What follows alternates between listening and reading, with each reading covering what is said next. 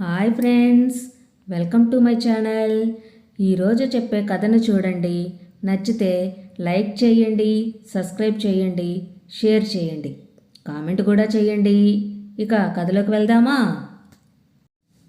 అనగనగా ఒక గ్రామంలో రామయ్య అనే మధ్యతరగతి కుటుంబానికి చెందిన రైతు ఉండేవాడు. రామయ్య చాలా మంచివాడు. ఎవరికి ఏ కష్టం వచ్చినా తను ముందుండి సహాయం చేస్తూ ఉండేవాడు.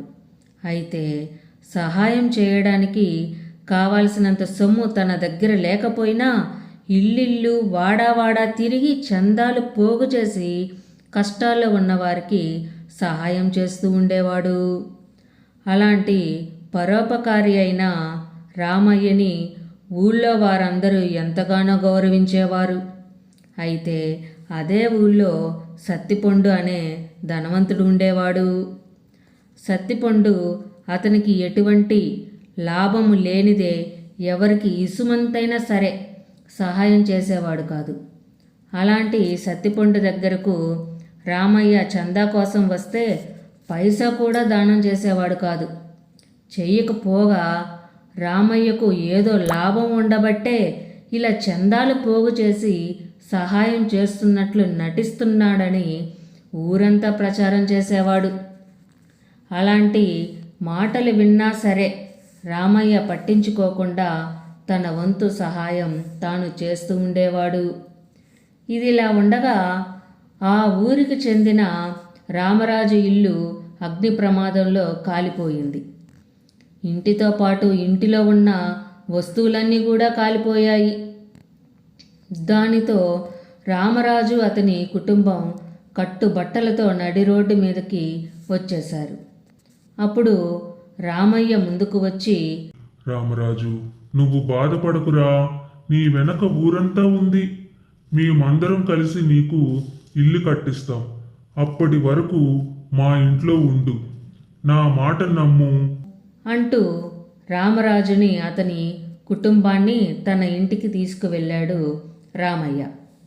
ఇక ఆ రోజు నుంచే రామయ్య రామరాజుకు ఇల్లు కట్టించడం కోసం చందాలు పోగజేయడం మొదలుపెట్టాడు. రాజయ్య బాబాయ్, రామరాజు ఇల్లు కాలిపోయిందిగా, వాడికి కొత్త ఇల్లు కట్టించాలని అందుకోసం చందాలు పోగు చేస్తున్నా. నీకు తోచినంత ఎంతో కొంత ఇవ్వు బాబాయ్ అని అడిగాడు రామయ్య. అలాగే రామయ్య అంటూ తను ఎంత ఇవ్వగలడో అంత చందా ఇచ్చాడు రాజయ్య.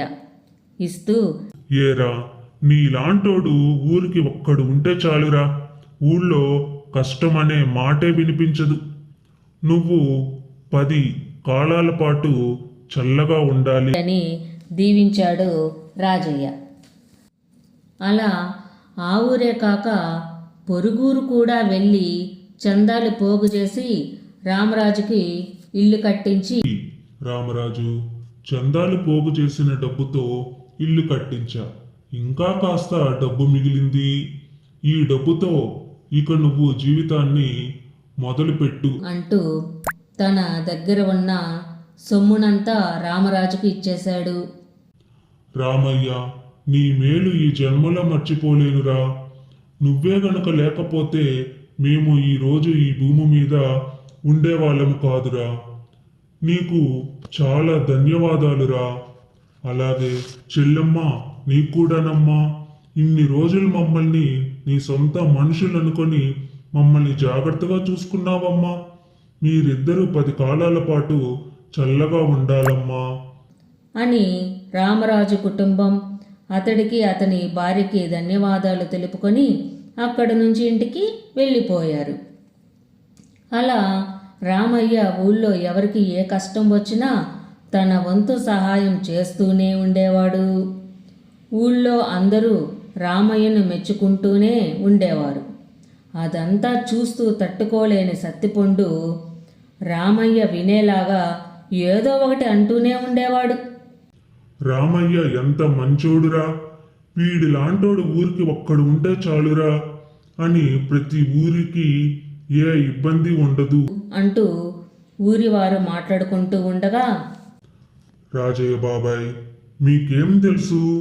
రామయ్య కష్టాల్లో ఉన్న వారందరికీ సహాయం చేస్తున్నాడు, వీడంత మంచోడు లేడనుకుంటున్నారు మీరు.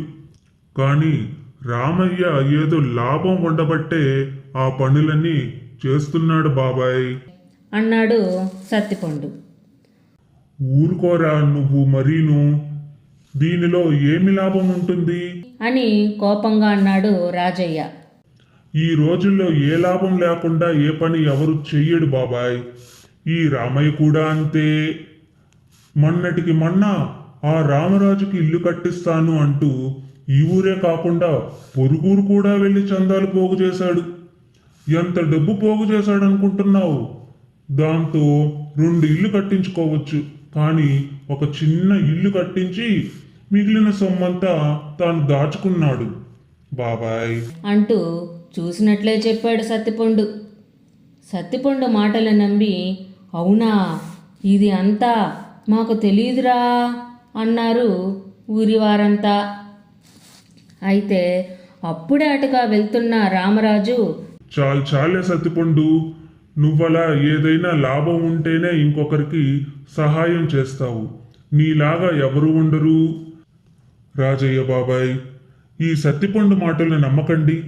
రామయ్య ఎంత మంచివాడో తెలుసా? ఇల్లు కట్టించిన తర్వాత మిగిలిన సొమ్మంతా నాకే ఇచ్చేశాడు బాబాయ్ అంటూ నిజాన్ని చెప్పాడు రామరాజు.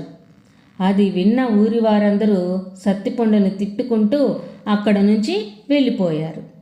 అయినా సరే సిగ్గుపడకుండా సత్తిపండు కనిపించిన వారందరికీ రామయ్య మీద అబండాలు వేస్తూనే ఉన్నాడు.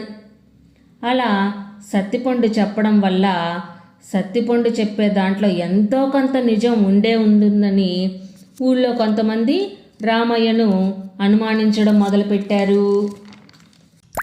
రమా, ఆ రాజమ్మ ఉంది కదా, ఆవిడ పాపం ఆవులని పెట్టుకొని బ్రతుకుతుండగా ఒక్కటే ఆవిడికి ఎండుగడ్డి అయిపోయిందంట. కొనుక్కోవడానికేమో ఆవిడ దగ్గర అంత స్తోమత లేదు. సరే, మనమన్నా ఇద్దామంటే మన దగ్గర కూడా అంత గడ్డి లేదు. అలా ఊళ్ళోకి వెళ్ళి నలుగురిని అడిగి కాస్త గడ్డి పోగు చేసి ఆ రాజమ్మకి ఇచ్చి వస్తానే అంటూ ఊళ్ళోకి బయలుదేరబోయాడు రామయ్య. ఏమండి, మన దగ్గర ఉంటే సహాయం చేయండి, అంతేగాని ఊళ్ళో ఎవరిని అడక్కండి. మిమ్మల్ని తప్పుగా అనుకుంటున్నారండి. అది విని నేను తట్టుకోలేకపోతున్నాను అంటూ బాధపడింది భార్య. మనం చేసే పనిలో నిజాయితీ ఉంటే ఎవరేమన్నా మనం పట్టించుకోని అవసరం లేదే. నేను అలాంటి మాటలను అస్సలు పట్టించుకోను. నువ్వు కూడా వాటిని పట్టించుకొని బాధపడకు అంటూ భార్యకు ధైర్యం చెప్పి ఊరిలోకి వెళ్ళిపోయాడు రామయ్య. ఇదిలా ఉండగా ఒకరోజు సత్తిపండు ఇంటికి సన్యాసి భిక్షాటనకై వచ్చాడు. భవతి భిక్షాందేహి అంటూ పిలిచాడు సన్యాసి. సత్తిపండు బయటకు వచ్చి, ఈ లోకంలో మోసగాళ్ళు ఎక్కువైపోయారే.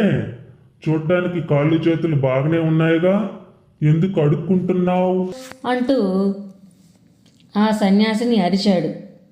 చూడు నాయనా, నీ దగ్గర ఉన్నది పెట్టాలనుకుంటే పెట్టు, లేదంటే లేదని చెప్పు. అంతేగాని ఎవరిని తొందరపడి మాటలు అనకు నాయనా అని మంచి మాటలు చెప్పాడు సన్యాసి. చాలే, నీలాంటోళ్ళని చాలా మందిని చూశాను. 10 మంది దగ్గర అడుక్కొని తినే నీవు కూడా నాకు నీతులు చెప్తున్నావా అంటూ కొట్టడానికి వెళ్ళాడు సత్తిపండు. సన్యాసికి కోపం వచ్చి, నువ్వు మరుగజ్జువైపోగాక అని శపించాడు. ఆయన శపించినంతనే సత్తిపండు మరుగుజ్జైపోయాడు. అంతే, సత్తిపండు సన్యాసి కాళ్ళపై పడి, నా తప్పును క్షమించండి, నాకు శాప విమోచన కల్పించండి అంటూ ప్రాధేయపడ్డాడు సత్తిపండు. సన్యాసి శాంతించి, నాయనా, ఎవరైతే ఎటువంటి లాభం ఆశించకుండా ఇతరులకు సహాయం చేస్తారో అటువంటి పరోపకారి నీ తల మీద చెయ్యి పెట్టగానే నువ్వు మరలా మామూలు శృతికి వచ్చేస్తావు అని శాప విమోచన చెప్పి ఇక నుంచైనా నువ్వు మంచిగా ఉండు నాయనా. అని ఆశీర్వదించి అక్కడి నుంచి వెళ్ళిపోయాడు సన్యాసి. ఈ సంగతి ఊరంతా తెలిసిపోయి గ్రామ ప్రజలందరూ సత్తిపండింటికి వచ్చారు. సత్తిపండు ద్వారా జరిగినదంతా తెలుసుకొని, అయితే ఇంకేమి, మన రామయ్య ఉన్నాడు కదా, మన రామయ్య పరోపకారే. అతను చెయ్యి పెడితే సత్తిపండు మామూలుగా అయిపోతాడు అన్నాడు రాజయ్య. అవును, అది నిజమే అన్నారు ఊర్లో సగం మంది. అయితే సత్తిపండు మాటలు నమ్మిన సగం మంది మాత్రం, ఆ రామయ్య పరోపకారి ఏమిటి, లాభం ఆశించే అందరికీ సహాయం చేశాడు, అలాంటి వాడు పరోపకారి ఎలా అవుతాడు, అతడు చెయ్యి పెట్టినా సత్తిపండు మామూలుగా అవ్వడు. అవును కదా సత్తిపండు, నువ్వేగా చెప్పింది రామయ్య మోసగాడు అని, ఏమంటావు అన్నారు ఊరిలో సగం మంది. సత్తిపండుకు తను చేసిన తప్పు తను తెలుసుకొని వచ్చి, నన్ను అందరూ క్షమించండి, నేనే కావాలని రామయ్య మీద అబండాలు వేశా. రామయ్య చాలా మంచోడు, ఒక్క రూపాయి కూడా ఆశించకుండా ఇతరులకు సహాయం చేస్తాడు. రామయ్య నన్ను క్షమించు, నేను మామూలు మనిషిని అవ్వడం నీ చేతుల్లోనే ఉంది, నన్ను మామూలు మనిషిని చేసేయి అని బ్రతిమలాడసాగాడు సత్తిపండు. అయ్యో, క్షమాపణలు ఎందుకు, నాకేమీ క్షమాపణలు చెప్పొద్దులే, నేను మీలాంటి మనిషినే, నా చేతుల్లో అంతా మహిమ ఉంటుందంటావా అని అనుమానంగా అడిగాడు రామయ్య. సత్తిపండు చెప్పింది అబద్ధమని తెలిసిన తర్వాత అప్పటి వరకు రామయ్య మోసగాడని నమ్మిన ప్రజలందరూ రామయ్యకి క్షమాపణ చెప్పి, నువ్వు నిజమైన పరోపకారివయ్యా, నీ అంత మంచోడు ఈ ఊరిలోనే కాదు, ఈ చుట్టుప్రక్కల గ్రామాల్లోనే ఎవరూ లేరు. నువ్వొక్కడివే సత్తిపండుని మామూలు మనిషిని చేయగలవు.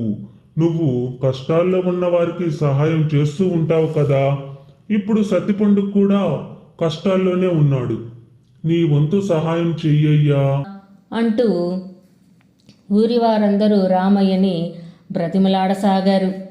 అయ్యో, మీరు నన్నంతా బ్రతిమలాడాల్సిన అవసరం లేదు, నా వలన ఇంకొకరికి కష్టం తీరుతుందంటే తప్పకుండా నా వంతు సహాయం చేస్తాను అంటూ రామయ్య సత్తిపండు తలపై మనసుతో చెయ్యి పెట్టాడు. అంతే, సత్తిపండు తక్షణమే అంతకు ముందులాగా మామూలు మనిషి అయిపోయాడు. సత్తిపండు రామయ్యకు ధన్యవాదాలు తెలుపుకొని తను చెప్పిన అబద్ధానికి రామయ్యకి ఊరి ప్రజలకు క్షమాపణలు చెప్పుకున్నాడు. తన తప్పు తెలుసుకున్న సత్తిపండు ఆ రోజు నుంచి రామయ్యతో కలిసి కష్టాల్లో ఉన్నవారికి తన వంతు సహాయం చేయటం మొదలుపెట్టాడు. ఈ కథ ద్వారా మనం తెలుసుకున్న నీతి ఏమిటంటే, సహాయం చేసేవారిని దూషించకూడదు అని మనం ఈ కథ ద్వారా తెలుసుకున్నాం.